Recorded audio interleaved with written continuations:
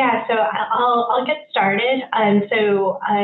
What Leslie and I are going to do is we're going to take turns. I'm going to start by describing the new upcoming changes by NIH specifically, but also just all the research funding federal agencies. And then Leslie will do a live demo of how to do that. Let me start out by introducing myself to those of you who haven't had the pleasure of meeting yet. My name is Tran. I direct the pre-award services team in the Office of Sponsor Programs. I believe I've engaged in some capacity with most of you before, but if I have not, nice to virtually meet you. Okay, so let's get started. Try to advance the slides. Okay, so what precipitated this upcoming change is a memorandum that was issued in February of this year by the White House. Basically, that memorandum laid out an expectation that all federal agencies use common forms for grant applicants to disclose information on two types of forms that are included in federal grant applications. Those two forms are the biographical sketch or BioSketch and the current and pending other support form. So I've included, we'll share like the slides of this with the group later, so you'll have access to all the links that are included in the presentation. So that link right there. So as a consequence of that memorandum, the various federal agencies that fund research projects have started to implement the use of the common forms. The common forms will, after the implementation date, the common forms will replace the forms that are currently in use by the different federal agencies. The goal of this memorandum and upcoming change is that the federal government wanted greater standardization of information across all the different grant-making federal agencies. Okay, so standardization is a great thing.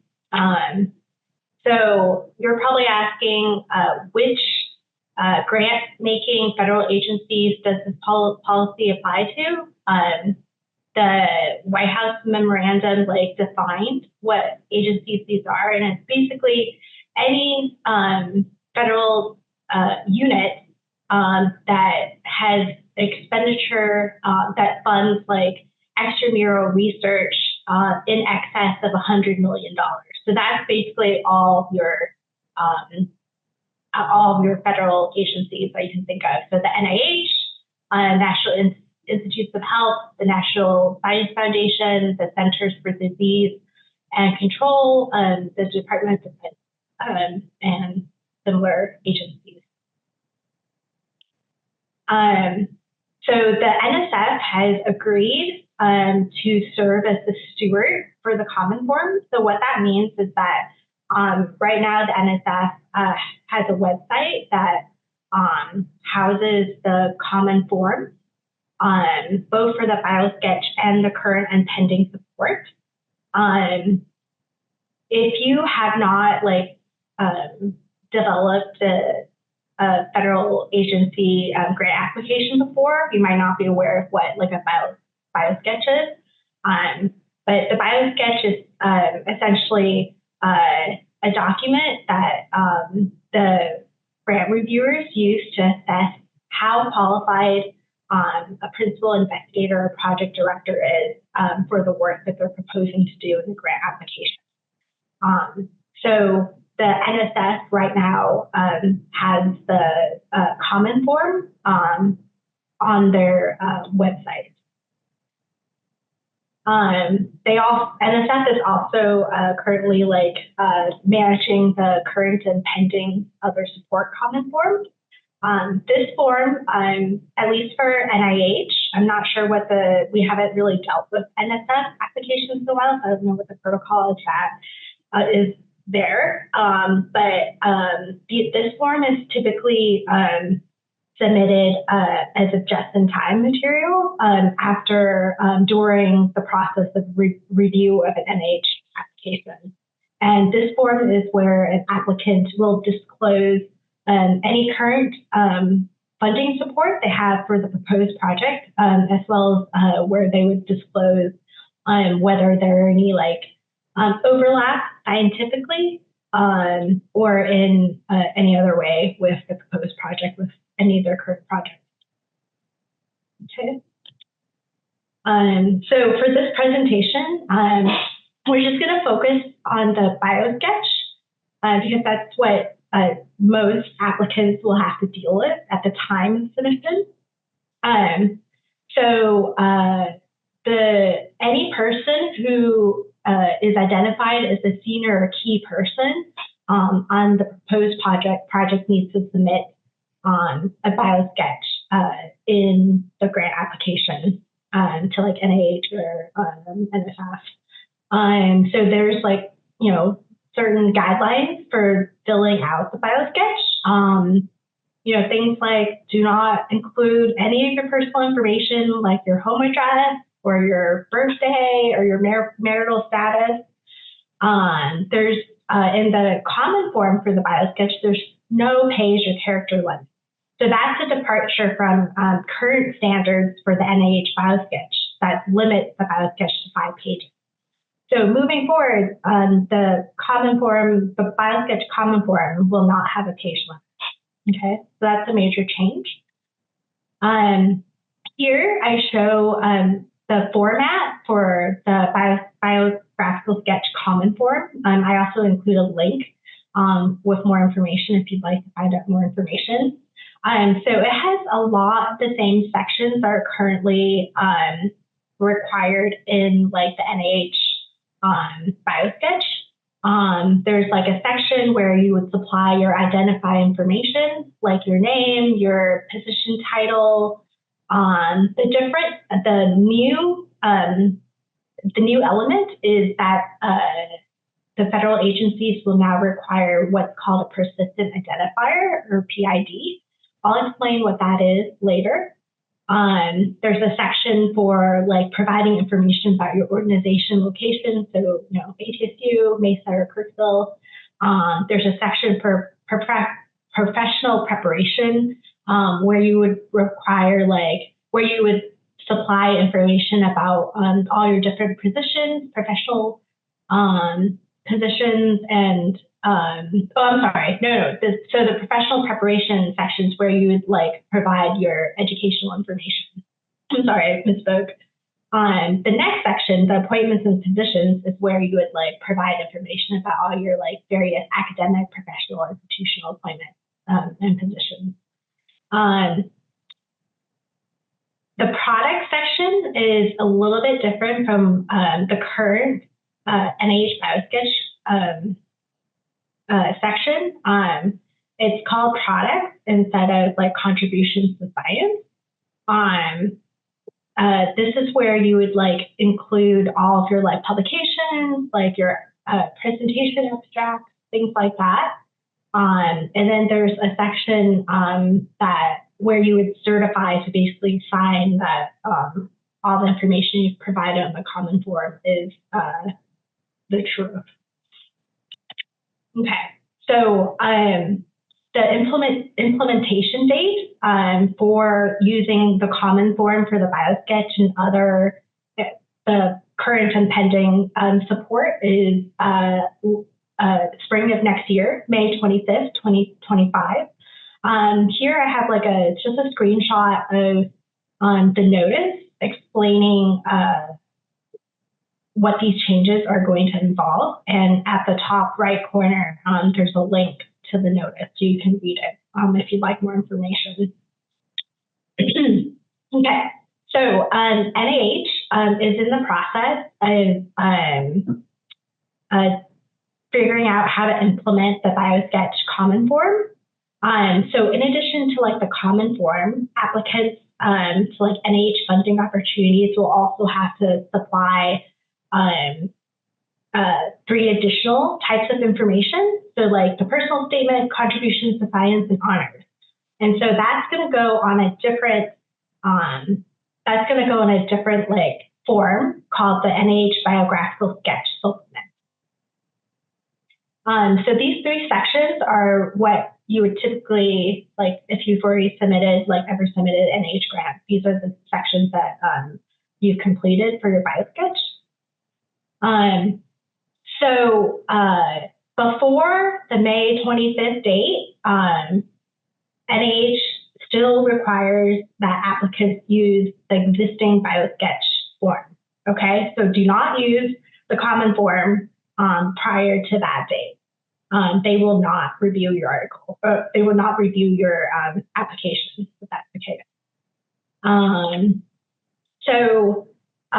Some other information about the NIH Common Form is that NIH will, after that date, May 25th next year, NIH requires that you use something called ScienceCB, which stands for Science Expert Network Curriculum Beta, to complete the Common Form and the supplemental form.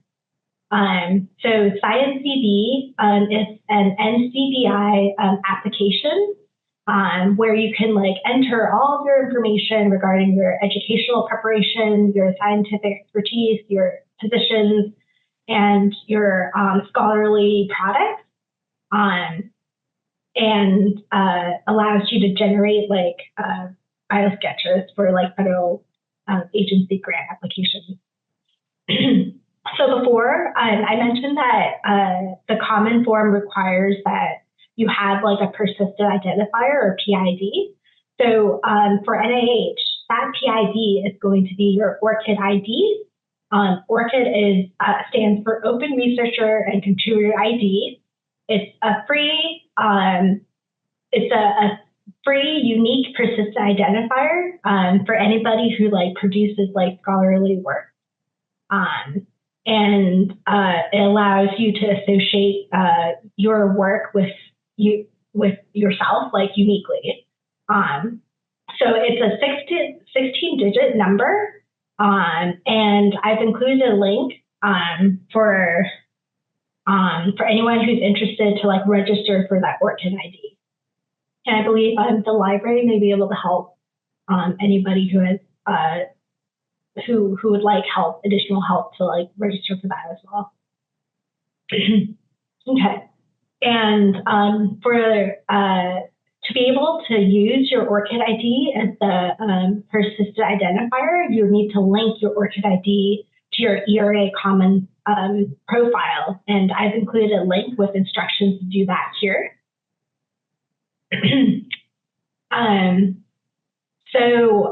What NIH is right now doing is, they're just like cross-referencing everything that they want in a BioSketch with what's like the fields that are currently available in the Common Forms.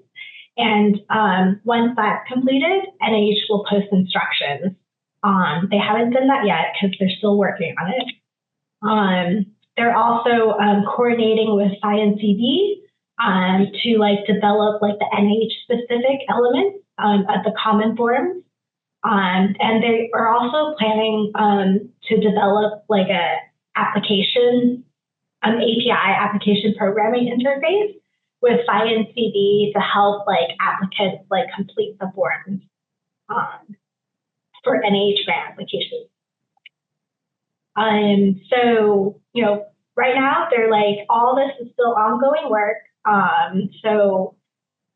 Sponsored Programs is keeping an eye on this and will provide additional updates in our Grants and You newsletter, and potentially additional presentations after instructions on the common forms are released by NIH and the other federal grant making agencies.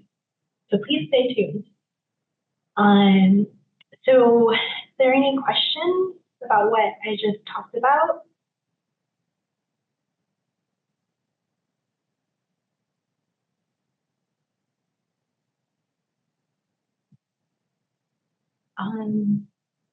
There doesn't seem to be, so I'll just move on.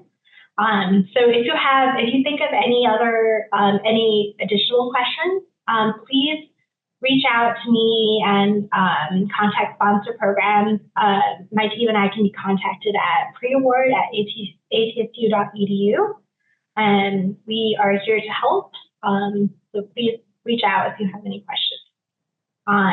So at my part of the presentation, I'm gonna hand it over to Leslie for her demo.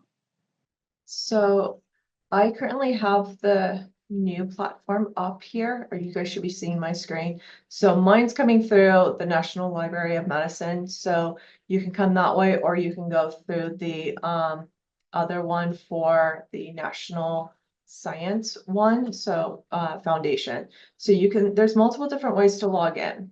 So one of them is through your ER comments that we talked about.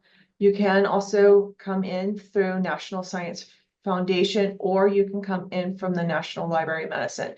So you'll need to have an account with one of those, or you can also log in with your ORCID ID. So you'll need one of those accounts established first before you can use this new platform. So I'm actually going to sign in using, freezing on me. I'm going to sign in with my ORCID ID, but if you hit more, you can see all the different options here. So the NIH grant is recommended. The NCBI account is recommended as well. ORCID ID or your ER Commons are the most popular logins. You should have at least one of them. So I'm going to just log in with my ORCID ID. So I'm going to hit log in. So I already kind of started doing some setup and trialing around in here. So it does have some helpful links here. So about it, how to use it. So if you click on the how to use, it will actually give you some step-by-step guides on what each section is, how to access it. So this is a really helpful document if you're not sure where to start. Again, you can also reach out to me or Lucy in regards to that. But some of the things that you can do, the key thing would be hitting the new document here. And this is where it will ask you to create a document. So I'm going to just do test, and then it'll ask you what type of document you're doing. So most of us are going to be doing the biosketch. We can be doing the NIH. So you'll have to make sure which grant you're using. So if you're using it from NIH, you'll need to follow the NIH template. Or if you're using NSF, you want to make sure you're following that template. You'll see that there is also one for current and pending support. So they have two different ones. So I'm going to show the NIH one. And then it will ask you some additional questions. So if you have an external, you can link to the external. So like if you have an external site you want to, you can also use an existing document, or you can start from scratch. So I'm going to go ahead and go to the blank one and show you guys how to do this from blank.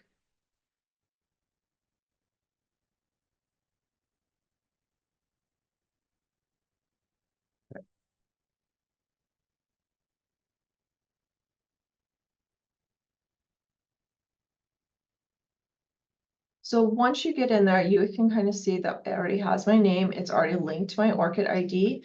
You can also then link it to your eCommons account here. So there's another way to link it. So from there, it gives you your different sections that you can build out. So all you have to do is hit add more.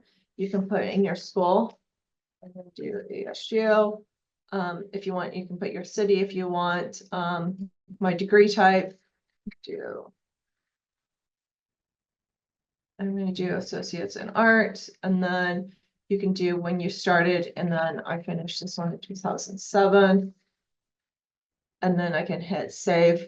If I have more, you can hit save and add another entry. So for now, I'm just going to hit save, and you can kind of see it comes up here. You can do your personal statement as well here. So it gives you some options as well. So you can hit select criteria and you can write it in. You can also go by your ORCID ID. So you can write in all of that as well. You can hit edit statement if you need to edit anything. So it's very user friendly to walk through.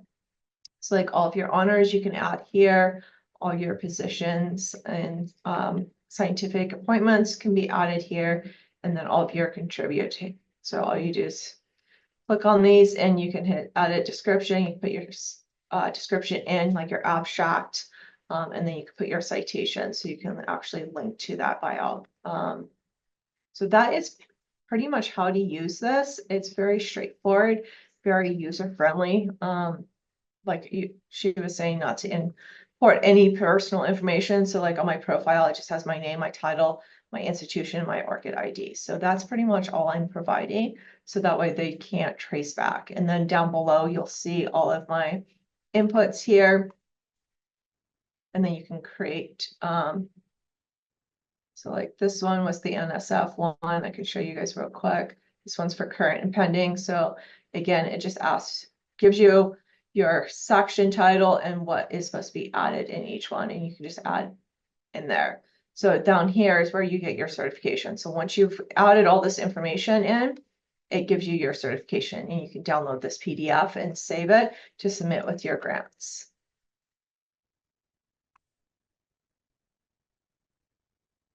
And this is the bio sketch for NSF.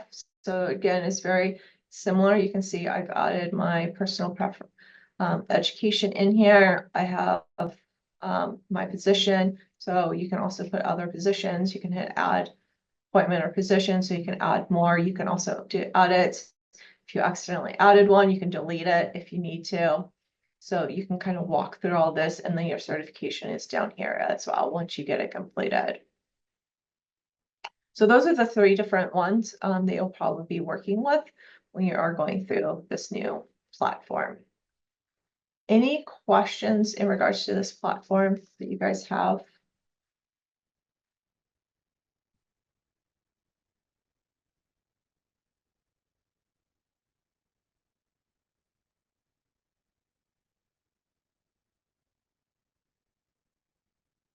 We can't hear you, Deb. Dr. Roy. Can you hear me now? Yeah. Okay. So I was just like, so once the profile is created, we can use it over and over again, right? That is correct. Yep. You can do updates as needed from these sections. So like your NIH one. So like if you position or added education, you can come in here and add another degree. If you want to update your personal statement, you can just hit edit. So yes, you can definitely modify these as you are going through. If you have additional publications, you can definitely add them in for sure.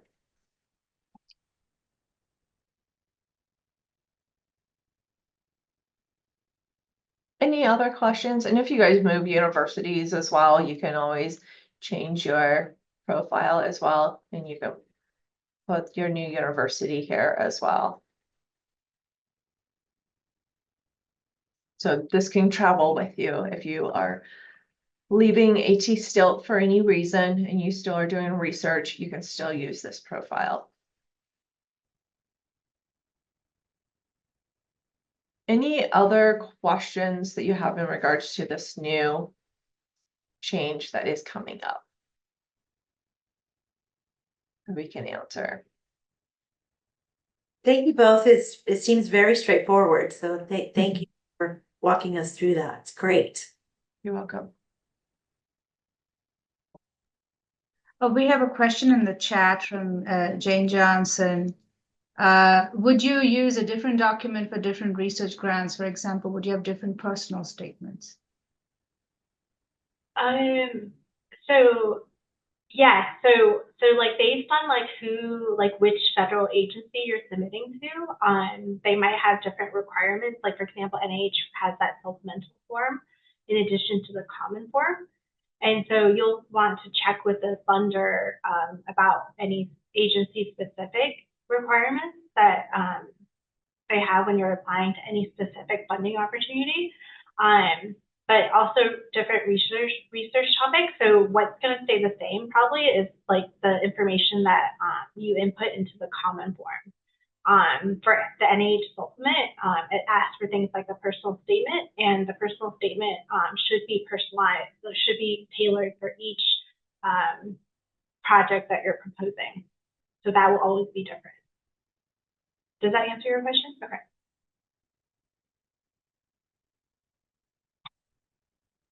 And even on that new platform that I was just showing you, you can make different topics and title them by grant as well. And you can copy and paste information and personalize it for each of your grants. So that way you can title it for those grants. So that's another way that you can kind of help organize this and personalizing it per grant.